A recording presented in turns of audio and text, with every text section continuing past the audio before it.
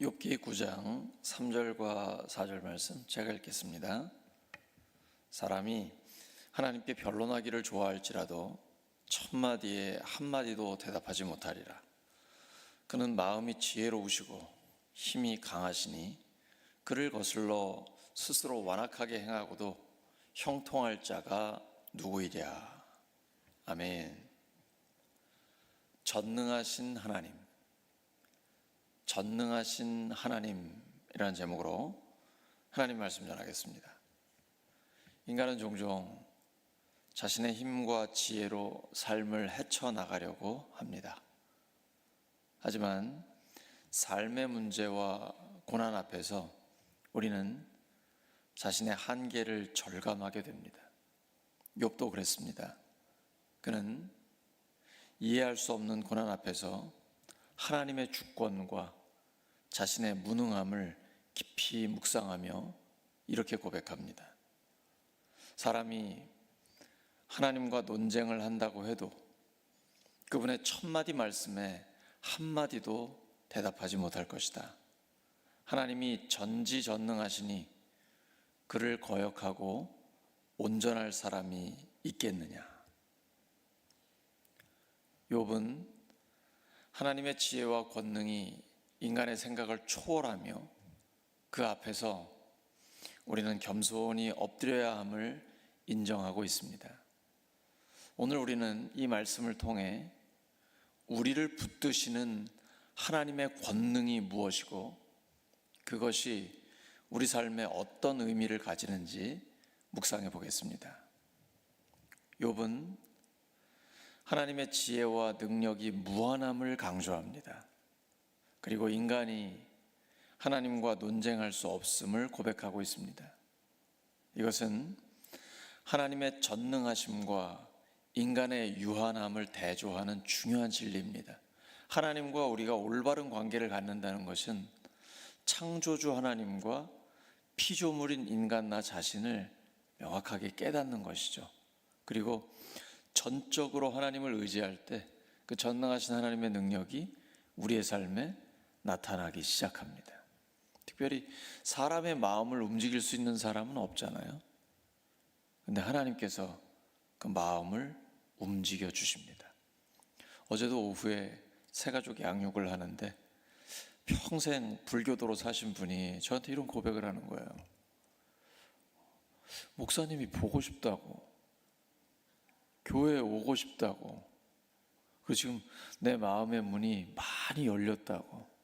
그래서 어제 예수님을 구원의 주님으로 마음에 영접하는 영접 기도를 저를 따라서 하셨거든요. 이걸 사람이 어떻게 하겠어요?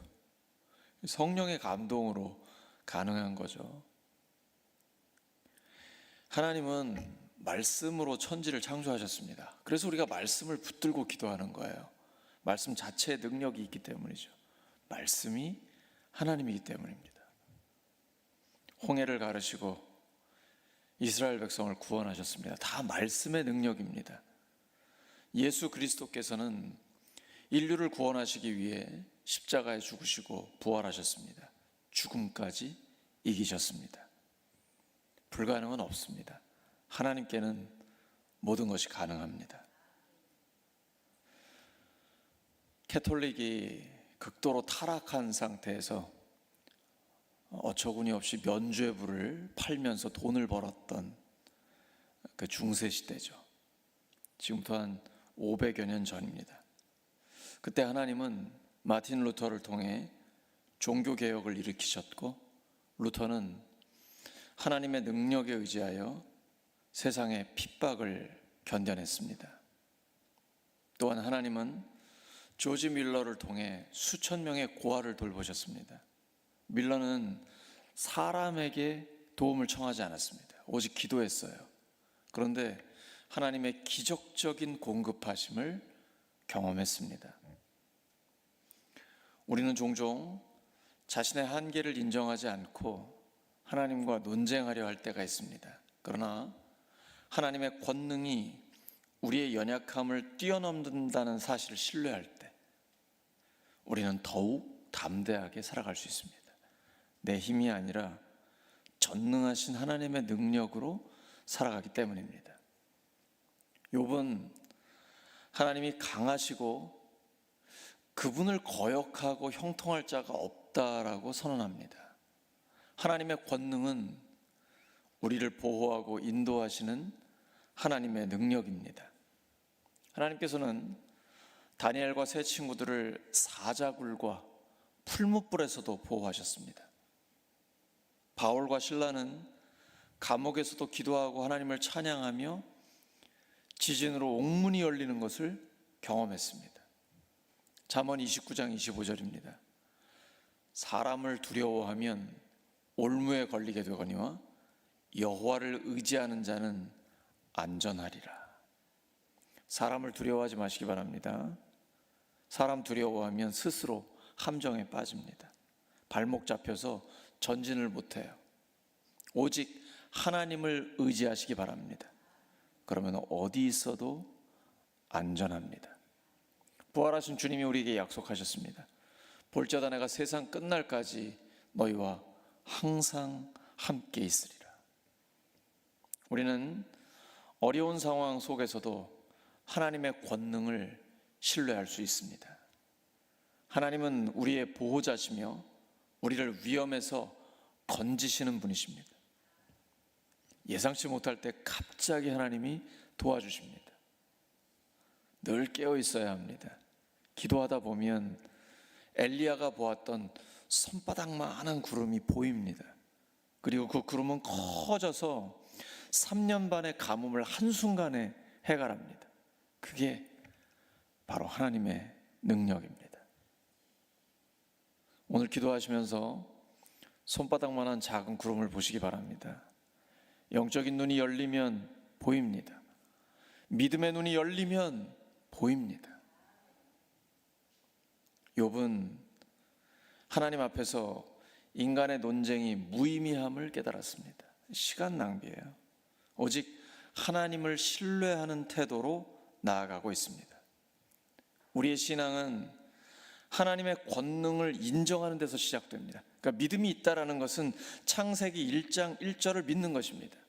태초에 하나님이 천지를 창조하시니라. 무에서 유를, 그것도 우주 만물을 창조하시는 그 하나님이 우리와 함께 하십니다.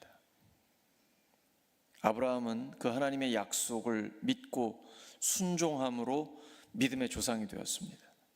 하나님께서 그를 이끌고 밖으로 나가 이르시되 하늘을 우러러 뭇별을 셀 수 있나 보라. 또 그에게 이르시되 내 자손이 이와 같으리라. 자식 한 명도 없는 상태입니다. 하지만 아브라함이 여호와를 믿으니 여호와께서 이를 그의 의로 여기시고 상황과 환경을 보지 않습니다. 지금 내 주변에 달라진 건 아직 없습니다. 하지만 하나님의 약속이 임했습니다. 하나님의 약속을 믿는 것입니다. 왜냐하면 그 약속은 반드시 이루어지기 때문입니다. 또한 모세는 하나님의 부르심을 따르면서 불가능이 가능해지는 것을 경험하게 됩니다. 430년의 노예 생활에서 이스라엘 백성 전체가 약 200만 명이 구출됐습니다. 하나님의 권능은 우리의 믿음을 성장시킵니다. 믿음은 바라는 것들의 실상이요 보이지 않는 것들의 증거입니다. 모든 것을 가능하게 하시는 하나님을 의지하시기 바랍니다. 우리는 믿음의 길을 걸으며 하나님의 권능을 더욱 더 신뢰해야 합니다. 고난 속에서도 하나님의 인도하심을 확신하며 나아갈 때 우리의 믿음은 더욱 견고해지고 우리의 믿음을 보시고 하나님의 능력이 나타나게 됩니다. 예수님은 반복해서 말씀하셨습니다. 너의 믿음이 너를 구원했다. 사랑하는 우리 울산교회 성도 여러분, 욥은 자신의 고난 속에서도 하나님의 전능하심을 고백했습니다. 우리의 삶에서도 하나님은 권능으로 역사하십니다. 하나님의 권능은 우리의 한계를 뛰어넘어 우리를 보호하고 인도하며 우리의 믿음을 세웁니다. 전지전능하신 하나님의 권능을 의지하며 계속해서 승리의 삶을 사시기를 예수 그리스도의 이름으로 축원합니다. 하나님 아버지, 전능하신 하나님을 신뢰하며 오늘도 믿음으로 전진합니다. 세상을 이긴 이김은 이것이니 우리의 믿음이라고 고백한 것처럼 저희들도 믿음으로 주님과 함께 승리하기를 원합니다. 하나님의 권능으로 함께하여 주시옵소서. 예수님의 이름으로 기도드립니다.